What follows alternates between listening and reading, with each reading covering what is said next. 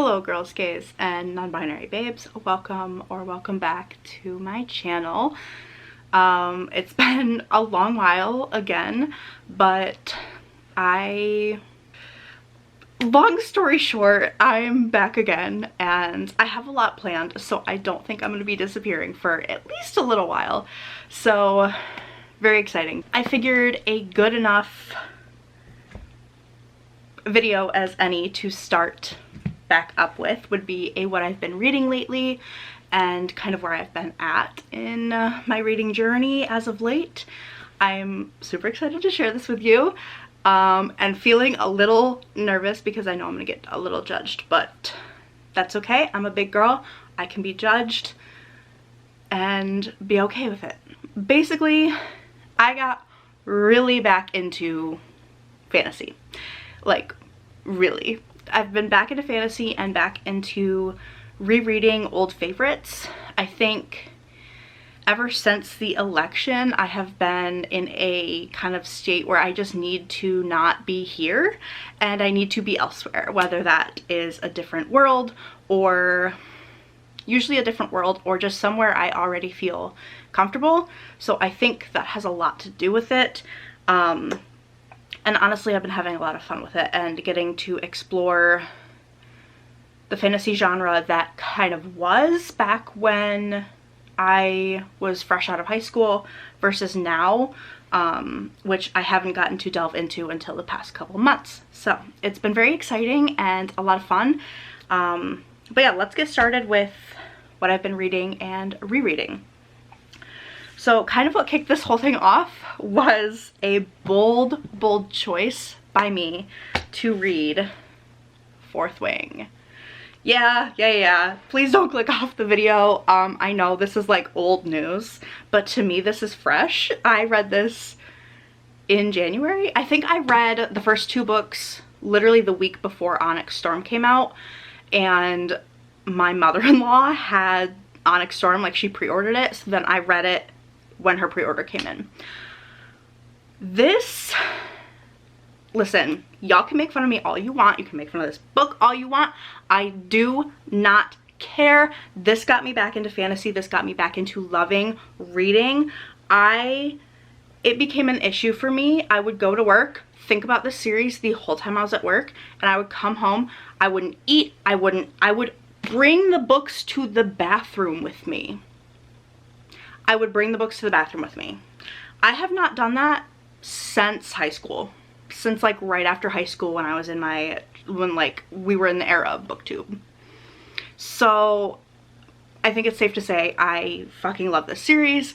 I love everything about it. I love what it says about governments and secrets, specifically government secrets, and the military and that whole thing. I think it's really wonderful when you start to dissect it and don't just slap dragon smut on it. I don't know. But it's very good.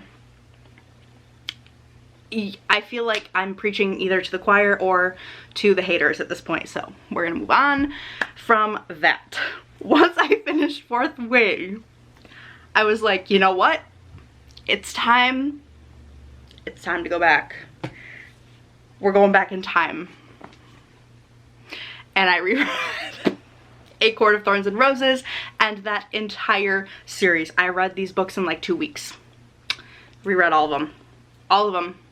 And I, once again, fell in love with these characters and the story and what it meant to me back in high school and what it means to me now looking back, and how it talks about trauma and how each character is a different personification of, or a different portrayal of trauma. And I think it really solidified how much I love these books. And you can hate me all you want and think I'm basic all you want. I do not care. I love these books. They are the stepping stone for readers at the moment, and it was a stepping stone for me as a reader, and I don't think you can take that away from anybody. So I think it's very impactful. I think they're very good. I should just turn the comments off, but moving on. After that we continued with Throne of Glass. I was on a roll. On a roll. I read these in also a couple of weeks, which was also a problem. So, mind you, still like barely eating, barely sleeping, taking them to the bathroom with me. I have only read Throne of Glass once, and that was when I was fresh out of high school, and I don't think I really appreciated them for what they were, and I really liked that this time around I could reread them and really embrace the fantasy world that is these books and get to know the characters more and really kind of let myself fall in love with the series, and I certainly did. I was an emotional wreck after reading the books, and honestly, I still am. People aren't joking when they say that once you read Throne of Glass, you will think about it like every day for the rest of your life. I have thought about it every day since I finished reading it. Against my will. Against my will. But yeah. Next, into the world of rereads and fantasy.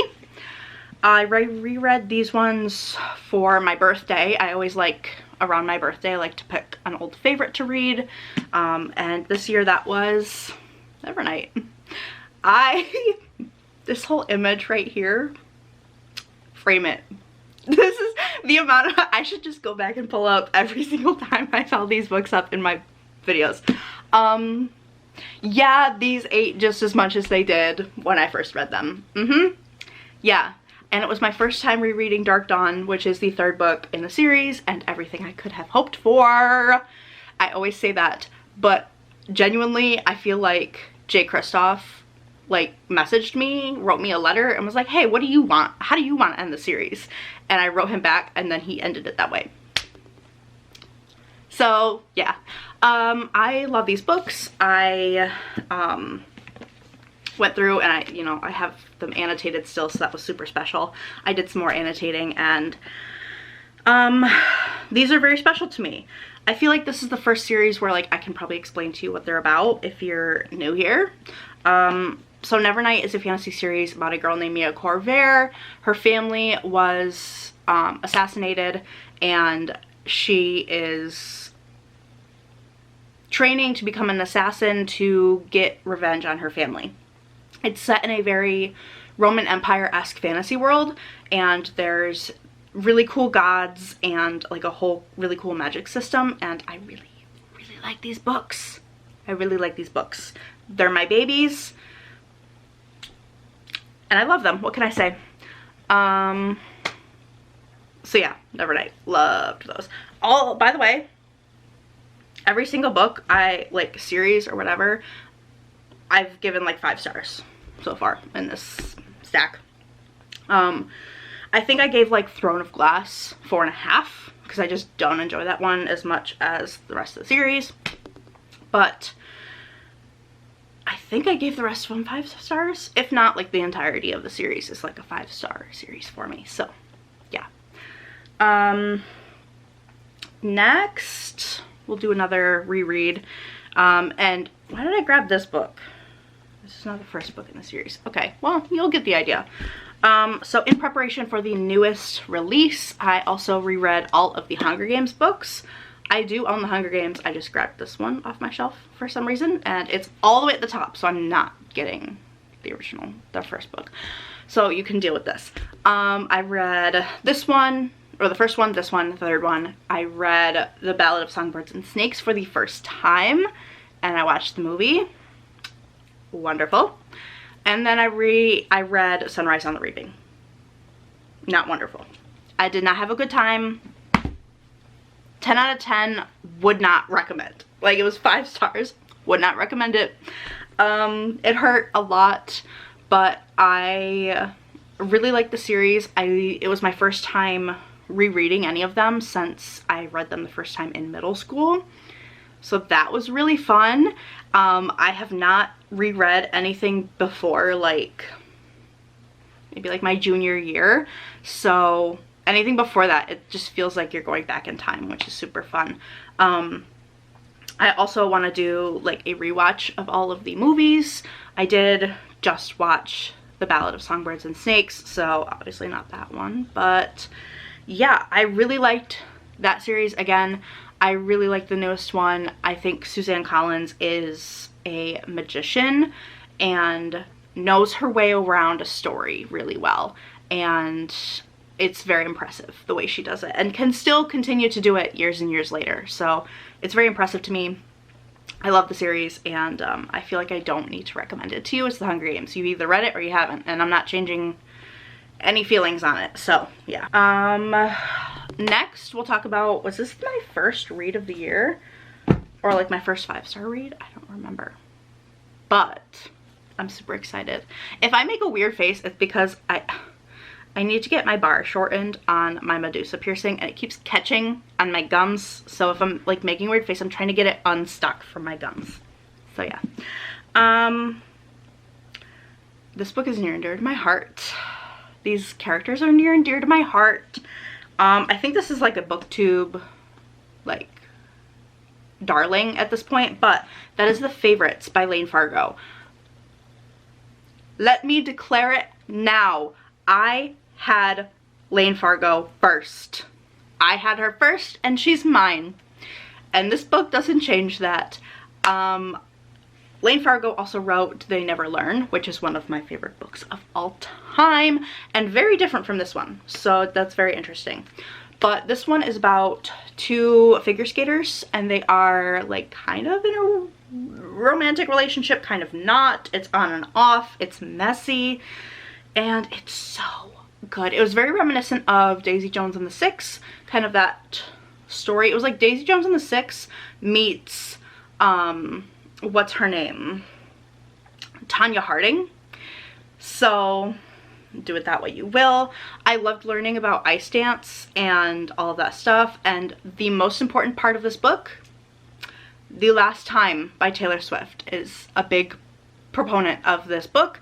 And the character goes out of her way to say that it is underrated, and I agree. It is one of my favorite Taylor Swift songs of all time, and I just really felt a connection to Lane Fargo in that moment. So this will always hold a near and dear place in my heart. And I was in like a mini book slump when I finished this, because I was like, I'm never gonna read a good book again. Like, that's it. That's the top. That's the best that will ever happen. And obviously that's not true, but this is a very good book. Lastly, before we get into my currently reading, I'm going to talk about the whale of a book that I conquered this year. This has been on my TBR for years, and I've never read it, and I've always wanted to, and I finally have. And now I get bragging rights because I read Anna Karenina by Leo Tolstoy. I read this book and I liked it.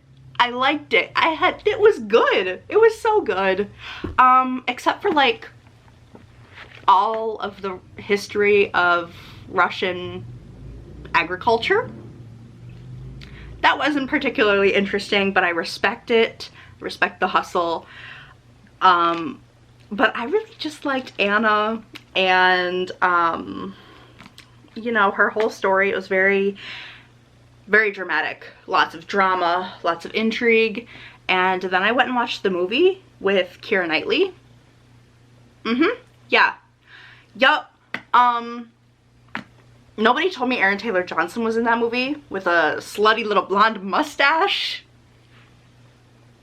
Yeah, so I really liked this. This is 800 pages, by the way, of translated Russian words. I'm just so impressed with myself. So yeah, I just have to brag on here, you know? So, okay. Now we're going to get into kind of like what I'm currently reading. So I started this series a couple weeks ago, and I'm currently on the last book. The first book being, it's another, you might know it. It's, anyway, it's Guild by Raven Kennedy. This is just so funny for me considering I am not like a smut reader. This is not smut. And I want to make a whole video on this about how like this and ACOTAR, this is closer to smut than like ACOTAR and Fourth Wing, but it's still not smut. It's smutty, and it's got like sex scenes in it, but it is not smut. And I will die on that hill. Anyway, this has a funny story behind it. I picked this book up in a Barnes & Noble one day, along with another fantasy book. And I was like, let me try a chapter of both, see what I like. I might get one. If you've read the books, you know how that did not go well for me. I read one chapter of this and I was like, I am gonna pass, actually. Thank you very much. The first chapter is very graphic and disturbing and fucked up and graphic, very graphic. I sent my husband a photo of like one of the pages and I was like, this is page 4. And he was like, holy shit, like that's insane. I was like, yeah, so I don't think I'm getting this book. And then I thought about it and I heard a couple whispers that it's like, that wasn't like the whole book, and it was very different than, it was like a shocking first chapter, which it was. And so I picked up the first 2 books and I read them in like 2 days. So there's that. For those of you who don't know what this series is about, it's very reminiscent of Throne of Glass. It's like Throne of Glass meets ACOTAR, but also kick it up a few notches. I don't know. So this is about our main character Orin, who is gold, and like her skin is gold, hair is gold, and she is owned by King Midas. This is kind of a King Midas retelling. Not really, but kind of. And she is his golden, his like favorite saddle. And you can, you know, figure out what that means. He has many saddles. She is his favorite. He has the golden touch. She is gold. Chaos ensues. It's kind of like a Stockholm Syndrome kind of story. And it is so effing good. It's so good. Nobody warned me. I was warned, but it's so good. The first book, I think I gave like 4 or 4.5 stars. Not quite as good as the rest of the books. The rest of the books really get into the world building and the background of everything, and I really liked that. But holy smokes, this series. Yeah, so I read the first 2 books, fell in love with them, immediately ordered the next 2. They're right here.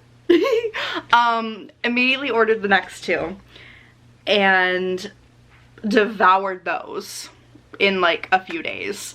And while I was devouring those, I ordered what I thought were the last 2 books. They were not. I ordered book 4 and 6.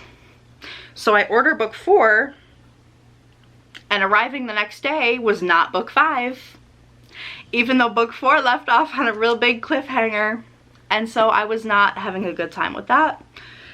I was an emotional wreck, and I'm sorry if you know me in real life, how I behaved in those few days until I got my copy of Gold. That is not who I am as a person. But anyway, I read Gold, and I'm currently reading Goldfinch. This is the last book. I am 100 pages in. It's so good. It's so good, and I can't explain to you why it's so good because it would be spoilers.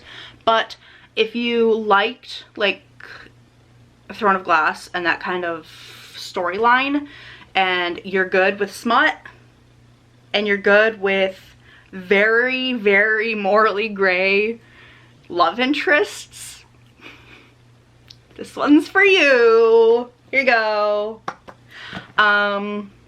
Yeah. Love these books with all my heart. I'm so sad to be on the last one, but I'm very excited to see where the story goes and ends and all that jazz. A very good one also that talks about trauma in a fantasy sense, which for some reason I really like. And the other book I'm currently reading, I don't have, it's upstairs, but I'm only 25 pages in, and that is Blood on Her Tongue. I don't know who it's by, but I'm liking it so far. It's very intriguing. It seems... Do I know what it's about? No. I just liked the cover and the sides. The sides have like a blood drip on the side. You might have seen it before if you are in the book world. But anyway, it seems to be like a Dracula-esque story because there's a Dracula quote in the very beginning and our characters are named Lucy and Sarah. I don't remember if there's a Sarah in Dracula, but Lucy is the main character in Dracula. So I'm thinking it's Dracula-esque, but we'll see. I'm liking it so far. You know, it must be Dracula related because it's also told with letters to some degree, and that was how Dracula was, so it must be. Anyway, I'm liking it so far. I like the letters in combination with the storytelling.